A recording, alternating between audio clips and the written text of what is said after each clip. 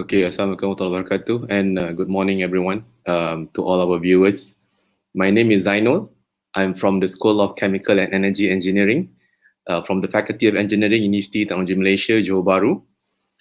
Today, we're going to have our next series in our UTM Engineering Distinguished Lecture Series. Today, we are very grateful and fortunate to have the presence of Professor Hector Ruiz, all the way from Universidad Autonomous de Coahuila in Saltillo, Mexico. So he's be sharing his experience in bioprocessing and in its relation to bioeconomy, especially become very important. What with the pandemic event now going on around the world, so to be able to fully utilize and to maximize the overall output of our processing would be of great advantage. So maybe a little bit about our relationship or our collaboration before. Right now, UADEC and also UTM already is having active MOU now since the last 2 years. So from the MOU, some activities have been carried out. For example, in middle of last year, in the month of July, we had these joint webinar sessions, which were hosted by Hector's colleague, Professor Carolina. So then we have 3 UTM staff presenting our work to the postgraduate students over there.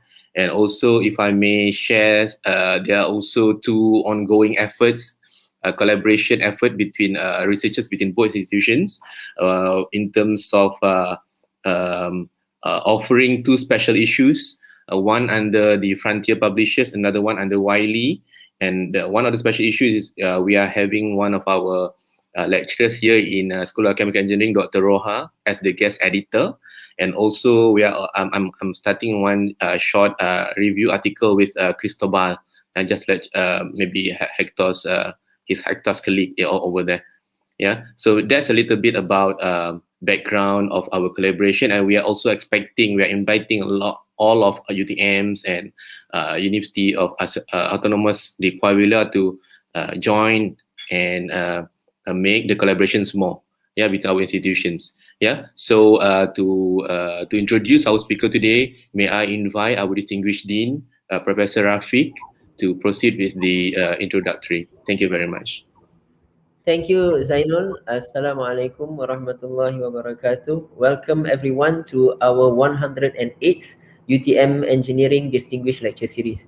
My name is Muhammad Rafiq and I'm the Dean of Engineering, University Technology Malaysia. Today, it is my utmost pleasure to welcome Professor Hector Ruiz from Autonomous University of Coahuila, Mexico. A bit about our distinguished speaker today.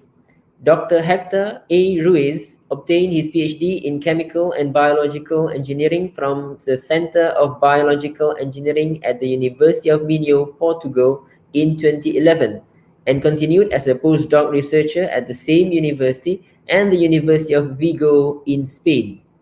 He is currently full professor at the Faculty of Chemical Sciences at the Autonomous University of Coahuila, founder of Biorefinery Group, and coordinator of the Biorefinery pilot plant in the Food Research Department, Saltillo, Coahuila, Mexico, and leader of the Biomass Pretreatment stage in the Cluster of Bioalcoholes in the Mexican Center for Innovation in Bioenergy. Professor Ruiz is currently working on the development of biorefinery strategies for the production of high added value compounds and biofuels from lignocellulosic, micro and macroalgal biomass in the context of the bioeconomy. He has authored or co-authored more than 80 publications, including papers and chapters, with more than 2,600 citations and a H-index of 30. Professor Ruiz is the editor-in-chief of Bioenergy Research Journal, published by Springer, associate editor of Biotechnology for Biofuels, Springer Nature, and the editor of the book Hydrothermal Processing in Biorefineries, also published by Springer. Since 2019, He is a member of the Mexican Academy of Sciences. So that is a brief biography of our distinguished speaker today. Here now is Professor Hector Ruiz from the Autonomous University of Coahuila, Mexico, with a lecture entitled High Pressure Technology for Biomass Fractionation in Terms of Bioeconomy and Biorefinery Concept. Professor Hector A. Ruiz, over to you. Thank you. Thank you so much, Professor Rafik, for the introduction, and Professor Zainul for the invitation to this lecture. For me, it's a pleasure to be here with you. So I shared my screen.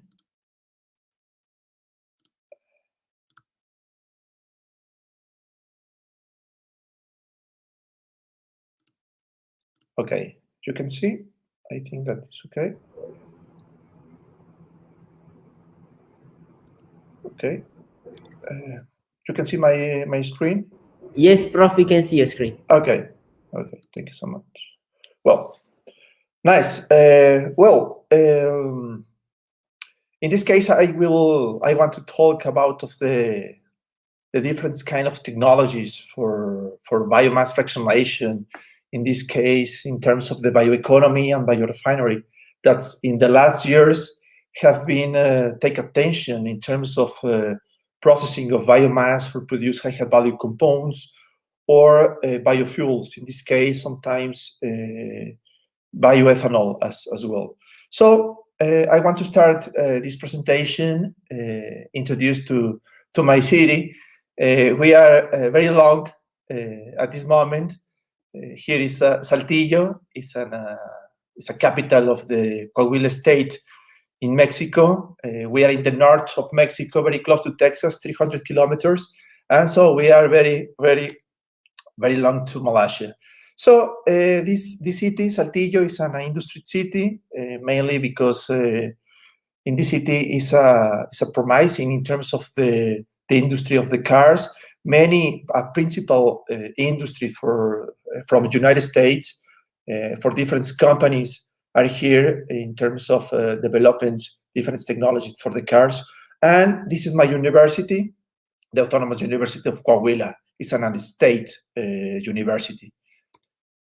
And well, this is our research group that is part of the food research department in the Faculty of Chemistry, and of course in the University of Autonomous University of Coahuila. And this group is in terms of was established in 2013 in terms of trying to develop a different technology and different process for the processing of biomass. In this case, lignocellulosic biomass and aquatic biomass, micro and macroalgae, in terms of produce these or different kind of high value compounds. For example, oligomers from different fraction of these biomasses, or biofuels, in this case, ethanol, using an integrated clean process. In this case, hydrothermal processing is a high pressure technology and is very important for us and a principal case for process and in terms of the fractionation. And of course, all this integration of the process has a very, very impact to the bioeconomy technology or the bioeconomy concepts in these days. So this is our web page. If I invite you to visit and see different words that at this moment we are developing in terms of the macroalgae and lignocellulosic biomasses. Well, another important situation, this group and the university, we are integrate the bioethanol consortium. This cluster was developing 3 years ago in terms of trying to develop a different kind of technology in terms of the pilots and demonstration levels. In this case, is for trying to develop this technology for produce different kind of biofuels. At this moment, we are 5 clusters. We are the bioalcohols, the biodiesel, the solid biofuels, the gas biofuels, and the biofuels production for others kind of application. So in this case, it's very important mention that Mexico in 2018 started the integration in the International Energy Agency in terms of try to see different kind of politics and to try to see different technologies that at this moment are applied in different countries for developing these kind of energies. So for Mexico, it's very important to try to integrate the International Energy Agency. So for us, it's a pleasure. We need to try to develop in these kind of technologies for biofuels production. And of course, we can try to implement here in Mexico. That is very important, not in Mexico, but in all the rest of the world to try to implement and develop it. So in terms of the bioeconomy concept, in my opinion, it's a non-new idea or concept. This idea for I can see this is the pointer. I think that is better. In this case, we are apply and use different carbon raw materials for produce different compounds, produce energy, and of course, maybe 20 years ago, with new ideas in terms of the recycling, the waste for fossil carbons, was introduced other parts that are biological resources, in this case biomasses, for try to implement new technologies and new process. So with this integration, we can develop in this concept of the bioeconomy. But when we have this integration in terms of the circular economy and the bioeconomy, we can implement this circular bioeconomy in terms of reuse, in terms of recycling, in terms of the remanufacturing, or in terms of the casking use these residues. So this part of the bioeconomy has very important impact for the biological resources, for produce these high value compounds applied for different areas, for example, in the food, in the materials, in the energy, and produce, of course, biofuels or different kinds of energies. So this kind of concept of the bioeconomy is very important, but also is very important the process of the biomass. In this case, the biorefinery concept introduced in the circular bioeconomy, we are a very great idea for this kind of sources or this kind of feedstocks. So in Mexico, what is the situation or what is the context at this time in Mexico? In Mexico, was developing this bioethanol technology roadmap in terms of to try to find the most promising raw materials for first generation and second generation. For first generation, we can find the sugarcane, the sorghum as a promising raw material for introduce the first second generation of biorefineries. And after of maybe 5 or 7 years, almost in 2025, we can introduce the second generation of lignocellulosic biomass for introduce in Mexico and try to implement this kind of biorefineries for produce this or different kind of high value compounds and biofuels. So Mexico is a great country in terms of find many kinds of biomasses in different regions in the south, in the north of Mexico, and we can implement this kind of biorefineries. So in my opinion, with these biomasses and with the Center of Mexico for Bioenergy, we can implement different kinds or develop different kind of technologies in pilot, demo, or industrial levels. So in Mexico, we have an important, at this moment, waste, in this case, the agave bagasse.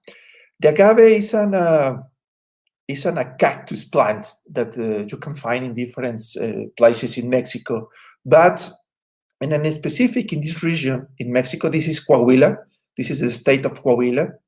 But in this region, or this area here in Mexico, is produced the tequila. The tequila is an alcoholic beverage, and it's very typical, and we know in all the world, in all the parts of the world.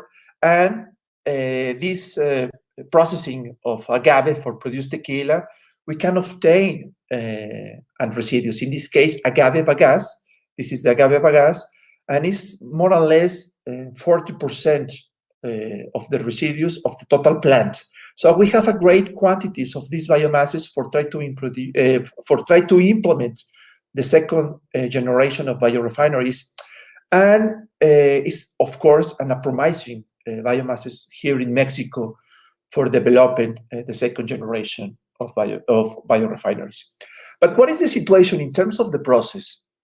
In our research group, we are more focused in terms of the engineering process.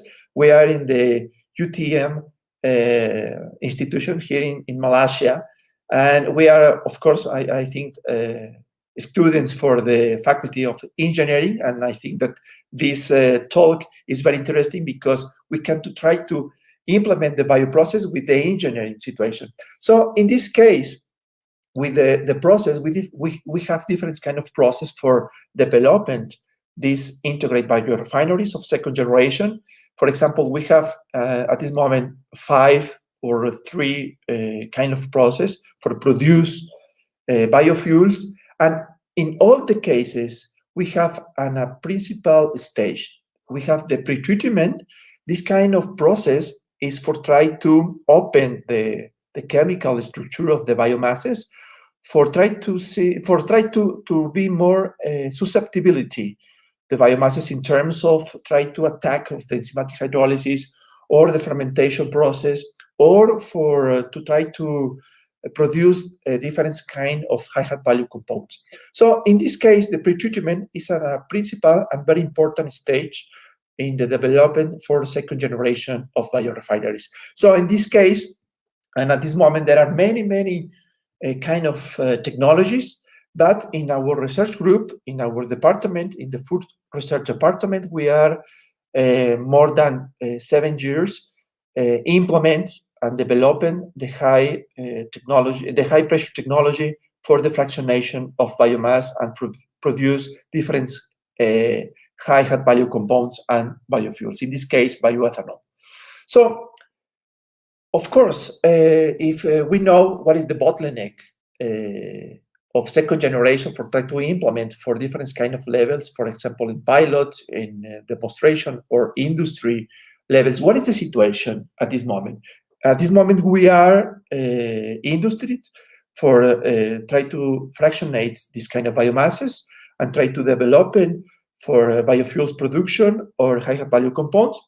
At this moment, it's very difficult to find different industry at these levels, because the situation is the cost or the different bottlenecks or different limitation in the process.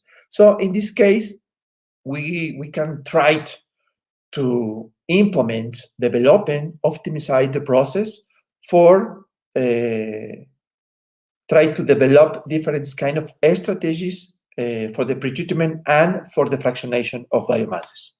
So in this case, in these slides, I want to show the general terms of our general process for the fractionation in terms of produce different kind of biomasses, for fractionation different kind of biomasses for produce different kind of high value compounds or biofuels. In general terms, for example, when we have lignocellulosic biomass, we need to reduce the particle size for apply in the hydrothermal pretreatment or the pretreatment process, using other kind of process, of course. And we can obtain different phases in terms of the liquid phases, the solid phases, with different components. In this case, for example, for the lignocellulosic materials, we can obtain the hemicellulose, the cellulose, or the lignin. And this kind of fraction of polysaccharides, we can implement for other kind of stage, or directly to produce these compounds for applied in different kind of areas or industries. So in this case, when we are applied the hydrothermal pretreatment or process on lignocellulosic biomass, we can obtain this kind of platform of biorefineries. So for example, in terms, when we apply this hydrothermal processing, that is a high pressure, we can fractionate the biomass, the agricultural residues, and we can obtain the hemicellulose fraction in the liquid phase, for example, and we can obtain a solid phase rich in cellulose and lignin. So in this case, we can produce many compounds from hemicellulosic fraction, for example, bioethanol, xylitol, lactic acid, or we can obtain other compounds from this fraction of cellulose and lignin. We can obtain ethanol. Of course, we need to depolymerize by enzymes or other kind of process, the cellulose, and produce the fermentable sugars, and produce ethanol by fermentation platforms. So in this case, we can separate the lignin, and the lignin can be applied for other kind of areas. For example, the materials areas is an promising situation for the lignin application. So at this moment, it's very important, or the lignin we can depolymerize in the phenolic compounds for applying in other kind of areas, for example, in the food research area, or we can apply it, for example, in the cosmetic industry. So in more specific situations for the hydrothermal pretreatment or hydrothermal processing, that is a high pressure technology. In this process, we can use only water at high temperatures and pressures. In this case, we have, for example, in this kind of reactors, in a batch closed reactor, we can obtain an equilibrium and a thermodynamic equilibrium between the liquid phase and the solid phase. In this case, we can produce the steam from the water. And of course, we can increase the pressure in the process, in the reactor, and we can hydrolyze the biomass and fractionate. So in this specific kind of process, we can obtain the hemicellulosic fraction in the liquid phase. This hemicellulosic fraction is an oligomers. These oligomers can apply as a prebiotic, for example, in the food area, or these oligomers can depolymerize by enzymes and apply for other process, for example, the fermentation for produce xylitol or produce other kind of metabolite by fermentation. So this process, hydrothermal, has different advantage. In this case, is I consider it an environmental friendly process. It's an specific because we can depolymerize the hemicellulosic fraction, we can solubilize and depolymerize. We can produce high quantities of inhibitors, in this case, furans, that produce from the sugar degradation. No chemicals that water are necessary in this case. And the most important for the biofuels production, we have the relocalization of the lignin during this kind of process, because the lignin maintaining in the solid phase, but we can place it in other part, in the solid fraction, and then we can have the enzymatic hydrolysis for the cellulose and produce the sugars, and of course produce the biofuels, in this case, ethanol. For this hydrothermal processing, we have other kind of sources. For example, we can produce, or we can use the steam, we can use the microwave radiation, these other kind of sources for heating. So at this moment, I think that it's very important to try to implement other kind of heating sources, not only with the normal or the typical. The typical is more in terms of the electricity, using the electrical sources for heating the reactor in a small reactor. But for the pilot and demonstration levels for this kind of reactors, is more common used the steam, because the steam is more in terms of produce at these kind of levels. And of course, we can introduce this microwave situation for the heating sources. And in my opinion, the hydrothermal pretreatment is a promising technology for trying to fractionate the biomass using different kind of heating sources. Well, in terms of the operating situation, the most important consideration in this case, we have the temperature, we have the time, we have the pressure. So we can apply different kind of strategies. In this case, we can apply the non-isothermal heating sources regimen, or we can apply the isothermal heating regimen. So in terms of what depending the applied on the biomasses, the hydrothermal pretreatment, depending of what kind of high value compounds, or depending what kind of biofuels we want to produce. So, for example, when it's important to produce the high value compounds, it's more suitable or promising use this kind of operating situation for the hydrothermal pretreatment. When we can to produce the biofuels production, it's more important to apply the isothermal heating regimen, because the biomass maintain more time and with more temperature inside in the reactor. And we have more the polymerization of hemicellulose, and we can produce a solid rich in a cellulose and produce, of course, ethanol from this substrate. So depending of what kind of compounds we can produce, we need to apply different kind of strategies.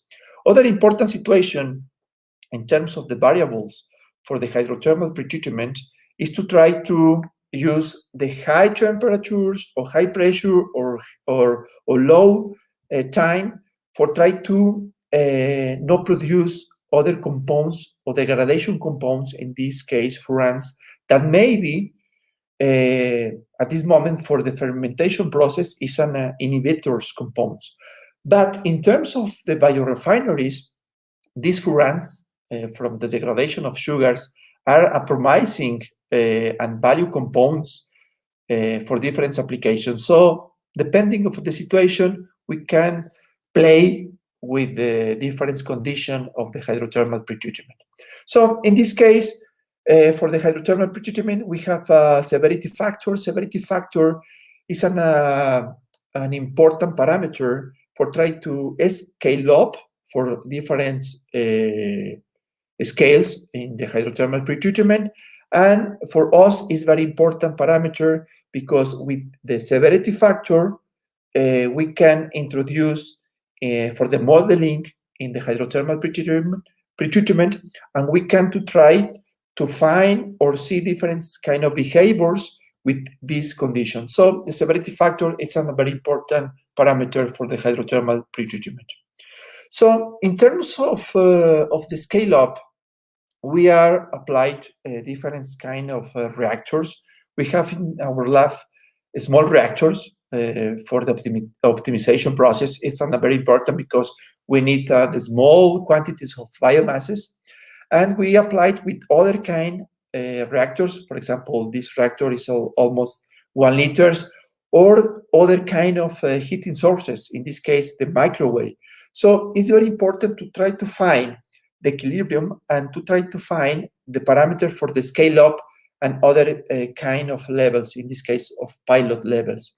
So with the severity factor, it's very important because we can have the relationship between the time and the temperature, and we can obtain this parameter for try to the scale up for other levels. So what is the objective of the high pressure technology in terms of the fractionation of biomass? The most important is to try to find the equilibrium between the sugars and the solid. In this case, we have the liquid phase rich in oligomers from hemicellulose, and we have the rich solid rich in cellulose. So it's very important to try find this equilibrium. So imagine that we applied a very severity condition in terms of the temperature, in terms of the time, in terms of the pressure. We can degrade these sugars, and you can see the behavior of this graphic, and we can obtain in this part the furans that at this moment for the fermentation process is not important, but in terms of the biorefinery concept is an important. So depending of the situation. So what is the part in terms of the application at this moment for the hydrothermal pretreatment in our research group? In this case, we are working in the extraction and the fractionation of biomass in these values of the temperature. And of course, if we applied more temperature, we can, or pressure, of course, with a controlled situation, we can obtain the pyrolysis of the gasification. But at this moment in our group, we are working in the extraction and the fractionation of biomasses. So in different parts or different institutions in the pilot levels around of the world, we can find different modes of operation of the hydrothermal pretreatment. In this case, for example, in Chile, we can obtain, or we can see different reactors. Liquid hot water reactors is similar to hydrothermal pretreatment, but in batch. They used this pretreatment for produce ethanol from hardwoods, in this case eucalyptus globulus, for bioethanol production. So in USA, we have in this biorefinery pilot plant, they use the steam explosion that is similar, the hydrothermal pretreatment. They use it, has a raw material, the sugarcane bagasse, and they obtain the fractionation and produce the ethanol for pentose and exhaust, in this case in USA. In Brazil is a specific case, and this is important situation that they have, because in Brazil, in Campinas, this is in a city in São Paulo state, they have a continuous reactor for the hydrothermal pretreatment. So in this case, in this reactor, they can apply a continuous flow of the raw materials, in this case, sugarcane bagasse mainly, for produce biofuels, in this case, ethanol, and this is an important technology for the hydrothermal and high pressure technology, the continuous. At this moment, in my opinion, is a very interesting to try to develop the continuous process for second generation of biorefineries. And in Sweden, they have other kind of technologies. They have continuous, but in small reactors, but they produce no ethanol. They produce other high value compounds and produce ethanol, but it's not principal compounds of production in terms of the biorefinery plant. So we can see different application. We can see different kind of technologies for high pressures processing, and it's very interesting to try to develop more technologies at different kind of levels. In our case, in the pilot plant in our university, we can to try to develop different technologies. You can see in this slide different kind of small reactors. All these reactors are designed by our group in terms of the engineering situation, but for basic engineering, for the control system, and we can try to implement and to find different kind of strategies for the scale up these reactors to the other kind of reactors. So we have here, for example, this is a pilot reactor that we have in our university. For the heating sources is a steam. We can pressure the reactor and we can obtain the fractionation of biomass and produce for different situations. So this is the photos of the pilot plant that we have in the university. This is a tubular steam explosion reactor.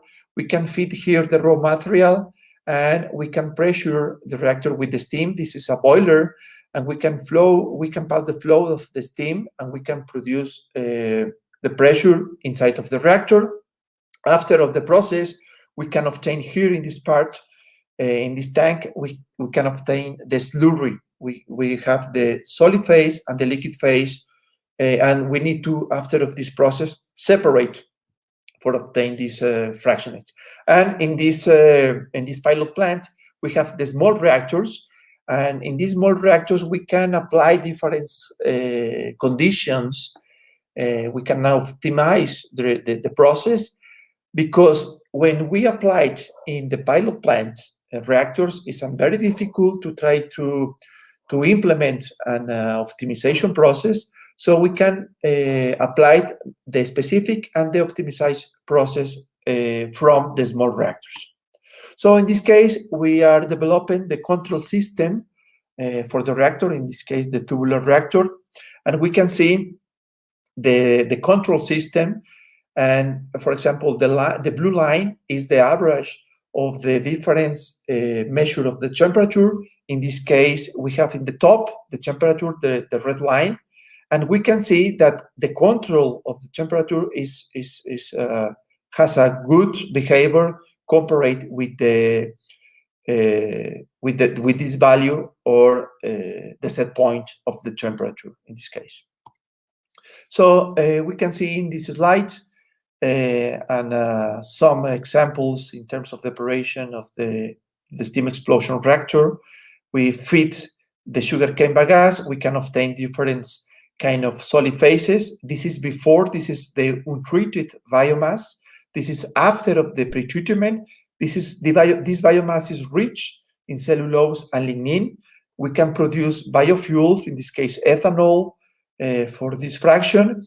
And the liquid fraction, we can obtain the oligomers for apply in different areas, for example, the food research area. So the most important in terms of the application of high pressure technology, in this case the hydrothermal pretreatment, is to try to produce fermentable sugars for produce biofuels. In this case, the high pressure technology is very important in terms of the fractionation and in terms of open the chemical structure of biomass. For the next stage, in this case, the enzymatic hydrolysis, to try to depolymerize the cellulose and obtain fermentable sugars for biofuel production. In this case, we applied different kind of strategies for enzymatic hydrolysis using solid pretreatment from hydrothermal processing, and we applied for this process, this enzymatic process, and produce fermentable sugars. So in this case, this is the biomass from hydrothermal pretreatment, and we applied in different kind of reactors. This is a reactor for high solid loading. This is at this moment, in terms of the biofuels production, is very important to try to implement this kind of reactors using high solid loading, because with this strategy we can obtain high quantities of concentration of, in this case, glucose.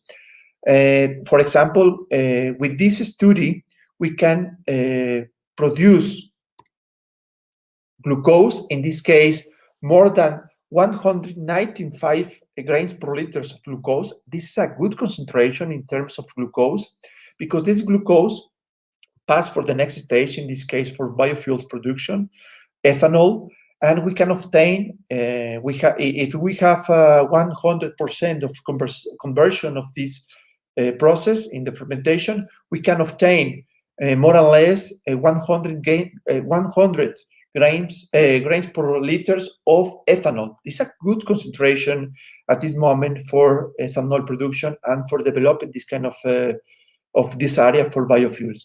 So with this study, we can conclude that the hydrothermal pretreatment is a good and a promising technology in terms of the fractionation and for the next stage in terms of biofuels or in terms of high-value compounds production. So in this case, we can optimize the hydrothermal pretreatment. This is the most important conditions for the hydrothermal pretreatment. We can modeling the enzymatic hydrolysis. This is the reactor. We can obtain here the glucose, and we can see the behavior and the kinetics for the glucose production, because it's very important in terms of try to reduce the enzyme loading in this kind of process, because we can reduce the enzymes, because the enzymes is very, in terms of the cost, is very important for the ethanol production. More or less is the 20-25% in terms of the total global cost of ethanol production, the cost of the enzyme. So it's important to reduce. So in terms of the conclusions for this presentation is try to see, or is a kind of overview for the applications of the hydrothermal pretreatment, high pressure technology on biomasses, different kind of biomasses. So we can conclude that the conversion of biomass in chemicals and energy is essential in our sustained, our present or future, for the next generations, for trying to develop in different kind of industries. In this case, for example, the energy industry is very important.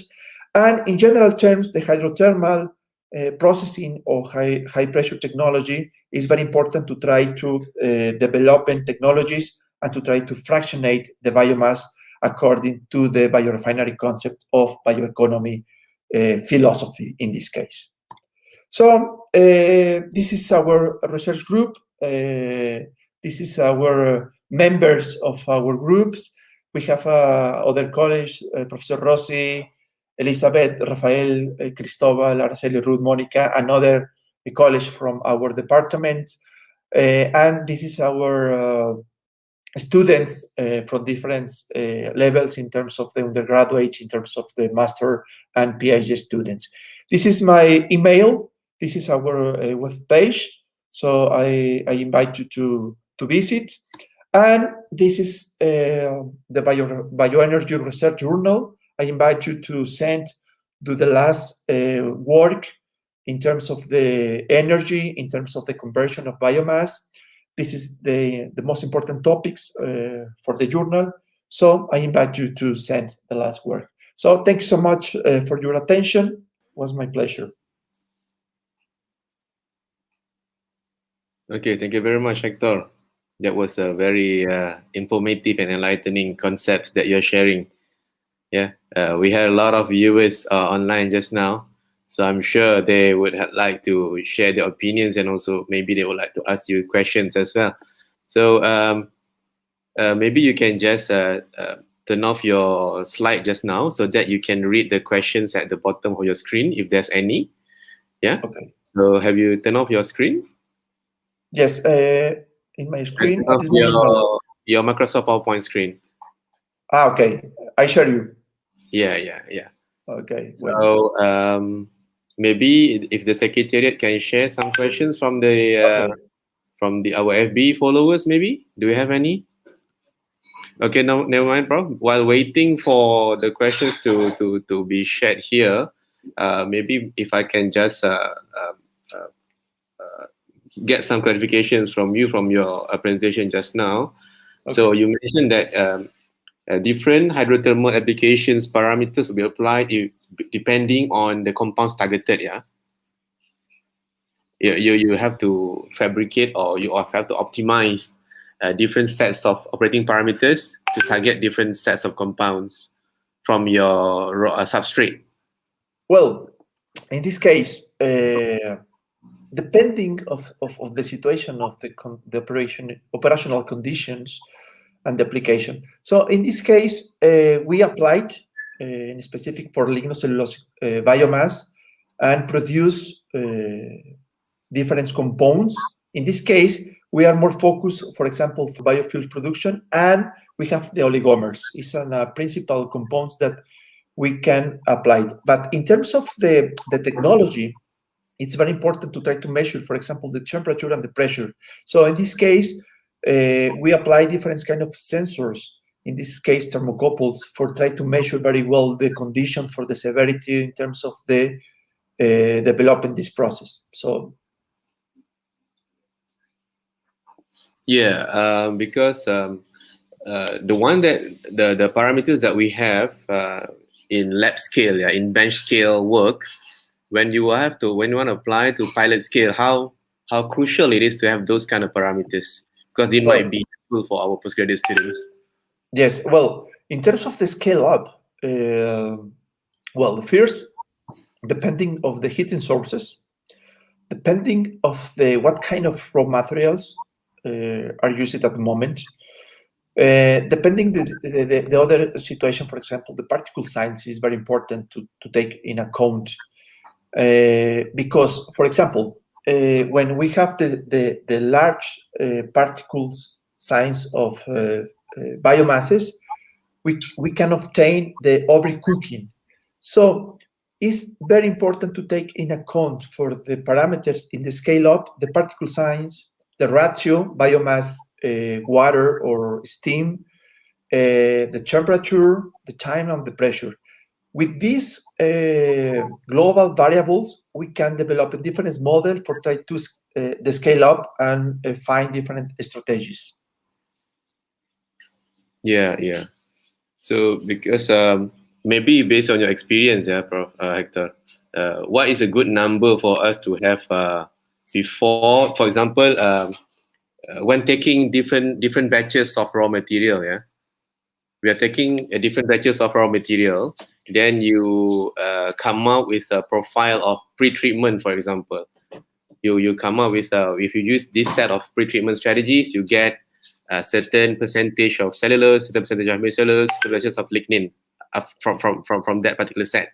So let's say you are using similar set, but using different batches of raw materials.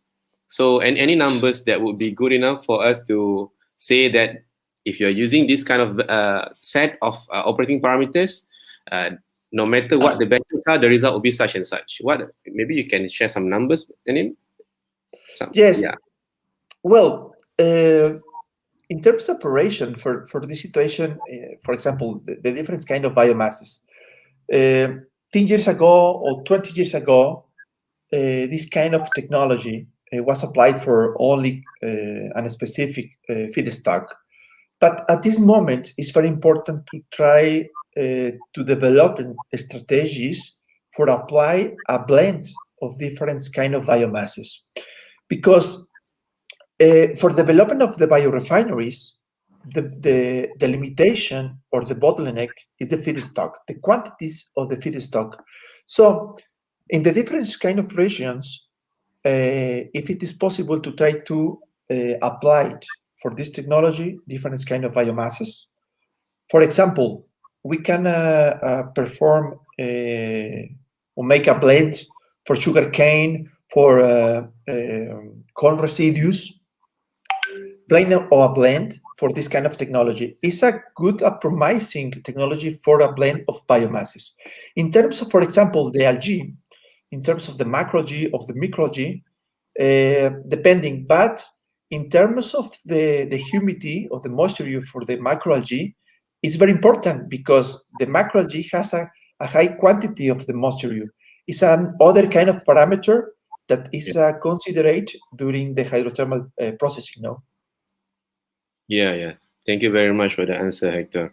So another thing is that you mentioned about shifting the focus from corn, sugarcane, and sorghum to agave bagasse now.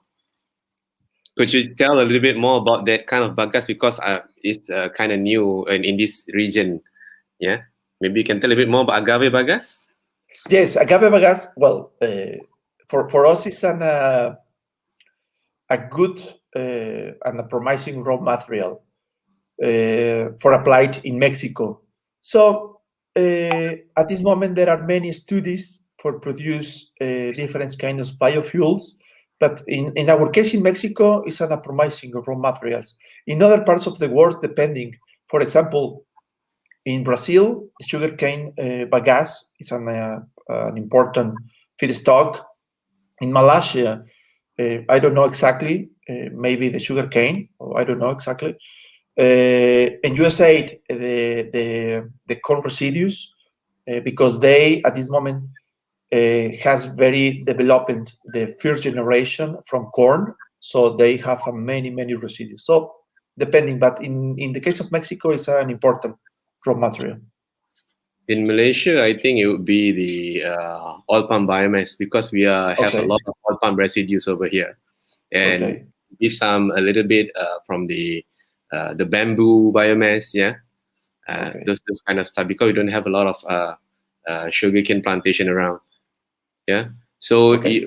when you shared about the Mexican bioethanol strategy for 2030 or something just now, Yeah. that would also a very interesting thing for a nation to focus on. A little bit more elaboration on that, maybe. Well, at this moment, the situation for ethanol in Mexico is stopped in terms of the development for try to implement in the society or try to produce in terms of the industrial levels.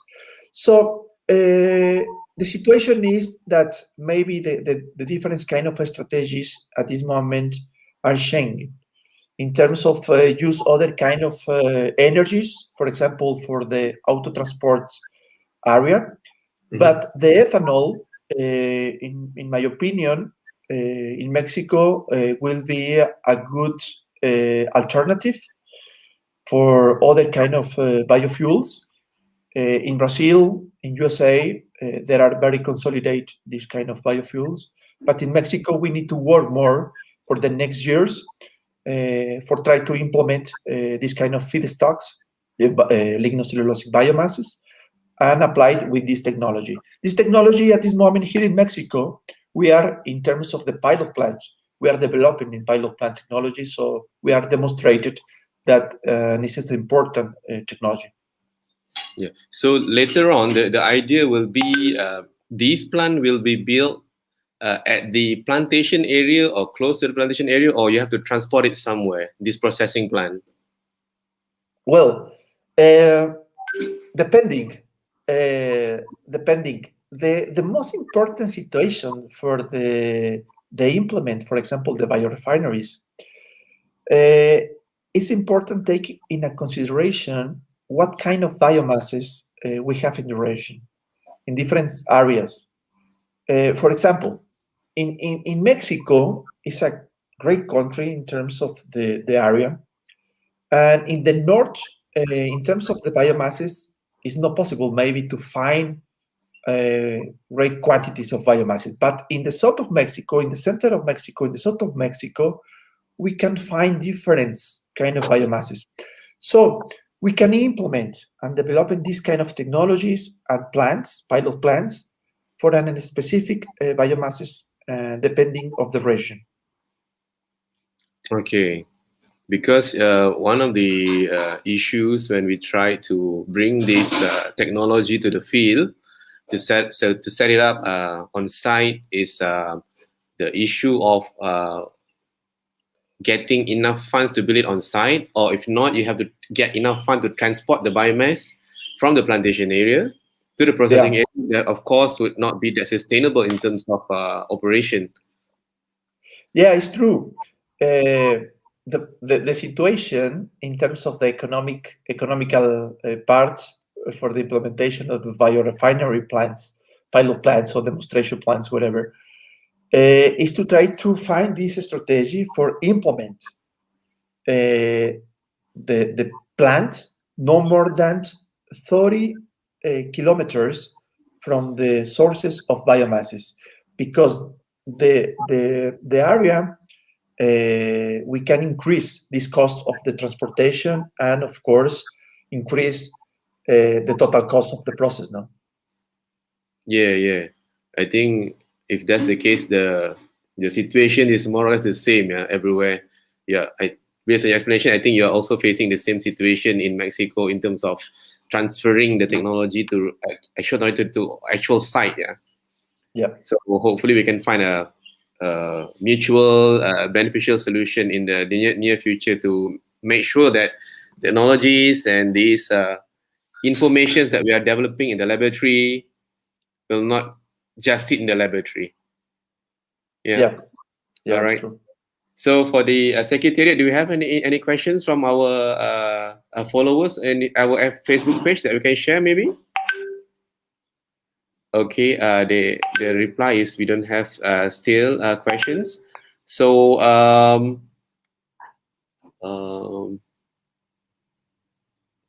maybe some more sharings on your on the focus when you mentioned about bioeconomy, Hector.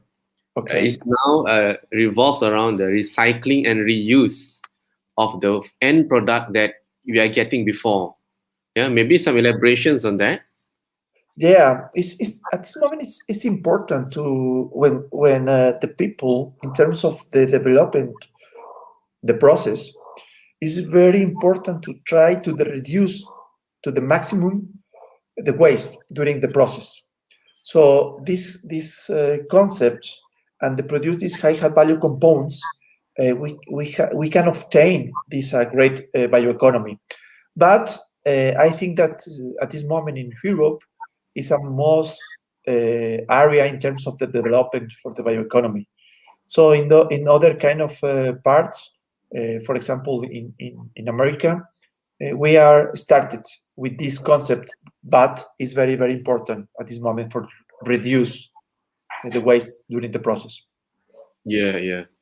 I think there's a similar approach has been carried out also in Malaysia now, where we are very much a big proponent on reducing the amount of waste that we are generating.